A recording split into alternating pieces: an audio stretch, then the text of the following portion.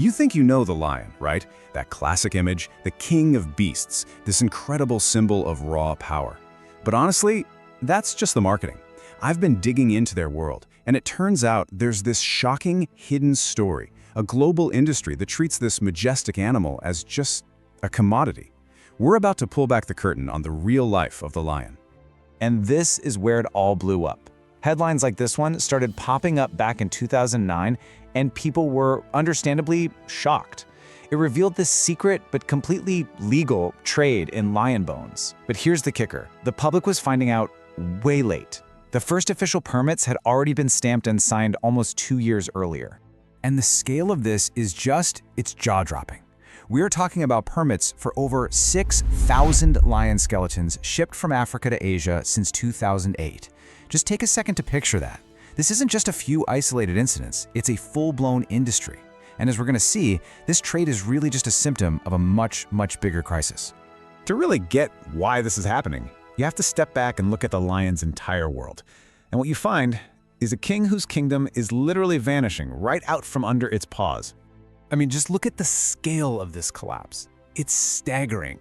Lions used to roam across Africa, all through southern Eurasia, even into Europe. Today, they've been wiped out from over 90% of that original territory.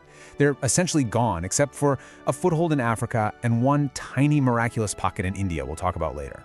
And the population drop is just as dramatic as the loss of land. Back in the early 90s, there were around 100,000 lions in the wild.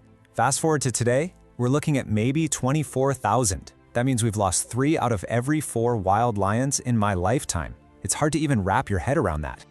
So here's where it gets a little tricky. You see that official status, vulnerable, and you might think, okay, that's not great, but it's not endangered yet. But that label doesn't tell the whole story. The reality is, they're so broken up into these small, isolated groups that they can't do their job as kings of the ecosystem anymore. The lions are still there, yeah, but their kingdom's natural balance, it's broken. To really appreciate what we're losing, we have to understand the lion itself. And that means we have to toss out that classic image of the lone, all-powerful male king. Because the real power, it's not with him, it's with the pride. This right here is what makes lions so unique. I mean, think about it. Tigers, leopards, jaguars, they're all solo acts. They live and hunt alone. But lions? They're the exception to the rule. They are completely social animals, living in these intricate family groups, and that social bond is the absolute secret to their success. But a pride isn't like a pack that's always stuck together. Scientists call it a fission-fusion society, which is a fancy term for something we can all relate to. Think of it like a big family reunion. You know, people break off into smaller groups to chat, grab food, then meet up later. Lions do the exact same thing to hunt or rest.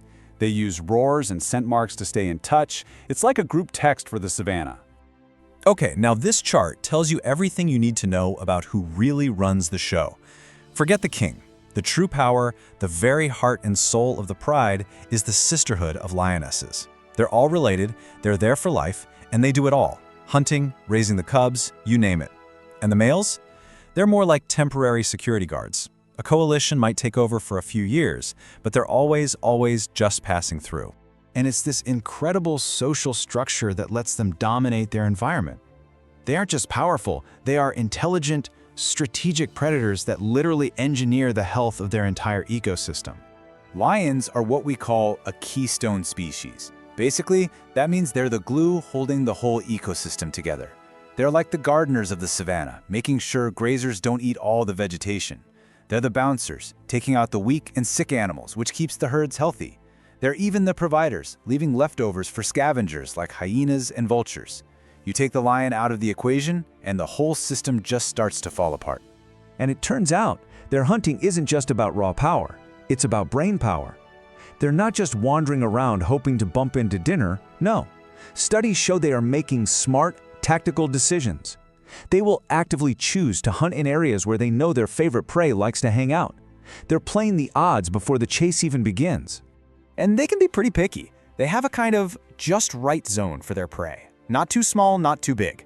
The sweet spot is a large animal between about 190 and 550 kilograms. So think wildebeest, zebra, buffalo. For them, that's the perfect balance of getting a big meal without taking on too much risk. It's a constant calculation of energy in versus energy out. So yeah, the situation for the African lion looks pretty grim. It's tough stuff. But I want to tell you another story.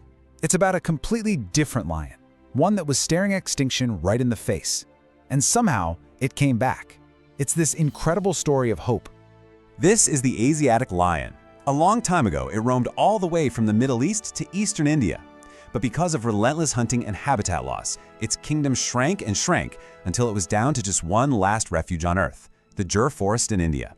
And this comeback is it's unbelievable. Look at this. In 1900, there were fewer than 20 of these lions left. 20 on the entire planet. But then a local ruler and later the Indian government stepped in. They protected them. And today, the population is pushing 900. It is one of the greatest conservation success stories ever. It proves that when we actually decide to act, we can pull a species back from the very brink. But even as one lion population is recovering, this new, strange threat has ramped up for their African cousins. So let's circle back to that bone trade and figure out exactly how the king of beasts was turned into just another product on the international market. So where did this demand for lion bones even come from? It didn't just pop up out of nowhere. It's all connected to the tiger. For a long time, tiger bones were used in some traditional medicines. But as tigers became incredibly rare and heavily protected, the market needed a substitute. Something cheaper, easier to get, and most importantly, legal. The African lion became the perfect replacement. And right here, this is basically the smoking gun. In June 2007, the world cracked down on commercial tiger farms. And what happened just 8 months later? South Africa issued the very first CITES permit to export lion bones to Asia. It's a direct line. The demand didn't just go away, it just switched species. And a legal loophole blew the doors wide open for a new industry. Now we have to be really clear about where these legal bones are coming from. Most of them are not from wild lions that were poached. They're a byproduct of South Africa's captive lion breeding industry. So lions are raised in enclosures, often for trophy hunting, and then their bones are sold off.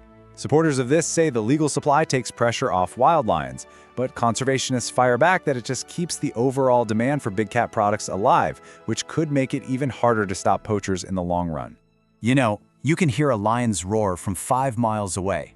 It's one of the most powerful sounds in nature, a declaration that they exist. But as their world shrinks and their very bones are given a price tag, the real question isn't whether they're still roaring, it's whether any of us are actually listening. That's it for this deep dive. If you learned something new today, please hit that like button and subscribe to the Mammal Atlas channel for more wild discoveries. See you in the next episode.